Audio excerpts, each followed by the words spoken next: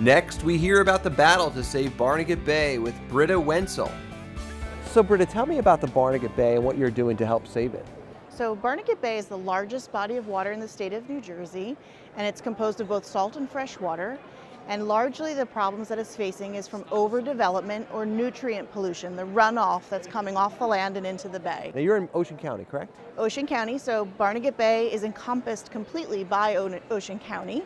The watershed, or the land that drains into the bay, is mostly Ocean County and a little bit of Monmouth County. So what are you doing to help preserve Barnegat Bay? So right now what we really need is a pollution budget. It's something called TMDLs, or Total Maximum Daily Loads, which would help us to calculate what the inputs or pollution inputs into the bay are and make a budget for the bay. And so right now that's where we need some political will in the state of New Jersey to establish those limits and put in a pollution budget for the bay. And what is the state doing to assist you? So the state actually, there was an attempt to pass the total maximum daily load or pollution budget, but it was vetoed by the governor.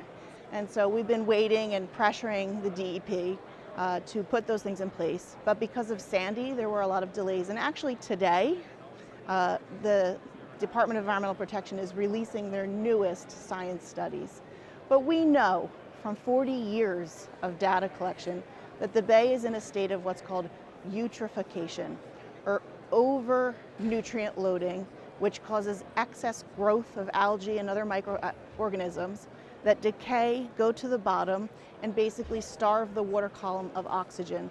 And so what we really want at the end of the day is a healthy garden on the bottom of the bay with eelgrass that crabs, clams, shrimp, and other types of shellfish and finfish can live in.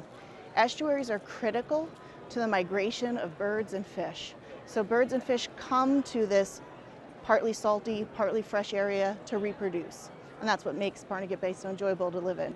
If the government doesn't do anything, or if nothing happens, what will happen to the Barnegat Bay? So the development pressure is largely in the northern part of the bay, Point Pleasant, Bricktown, Toms River, and those areas of the bay are already partially declared what's called impaired underneath the Clean Water Act, or suffering from that eutrophication over-enrichment. And we know through science, especially at Rutgers, that the eutrophication problems are heading south as the development pressures continue south. So the Ocean County Wastewater Management Plan will add an additional 18,000 acres of potential development to Ocean County. And that's problematic if we don't make plans for how to control that loading into the bay, so that every raindrop that lands on a roof, a driveway, or roadway ends up in a storm drain and out to the bay. Barnegat Bay has had a long history with oysters. Tell me what we're doing in that area. You're right. It's one of the strongest oyster fisheries in the nation, actually, was Barnegat Bay. And now you can barely find an oyster in the wild when you're along the marshes and in the creeks and streams. But there's been some recent victories, in particular a gentleman by the name of Matt Gregg, who owns a company called 40 North Oysters.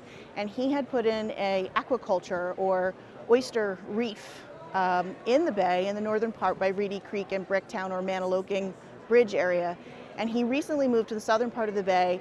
It's been a wonderful success story. You can actually, I had my first Barnegat Bay oyster recently at the LVI Arts Foundation, and you can find those oysters now in your local restaurants and seafood markets. It's a wonderful thing, and oysters serve an important function as filter feeders. They filter pollutants out of the water table. So it's sort of a win-win for people in New Jersey. You can eat locally grown oysters and you can help clean up the bay. So that's a wonderful thing. And there are other projects going on. So Jeff Flimlin is another important character. He has been essential as part of the Rutgers Extension program, the Ag Department, in starting a group called Reclam the Bay.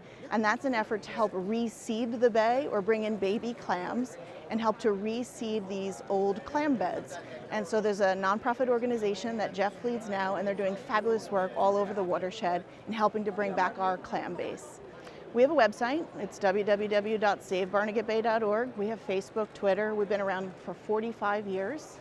And we're unique in the fact that we're a grassroots organization, so we're funded by residents and local businesses. And we're really hoping to get some political support so that we can move the agenda forward. When we come back, we'll hear from two associations working hard to make New Jersey an even better place to live. Stick around.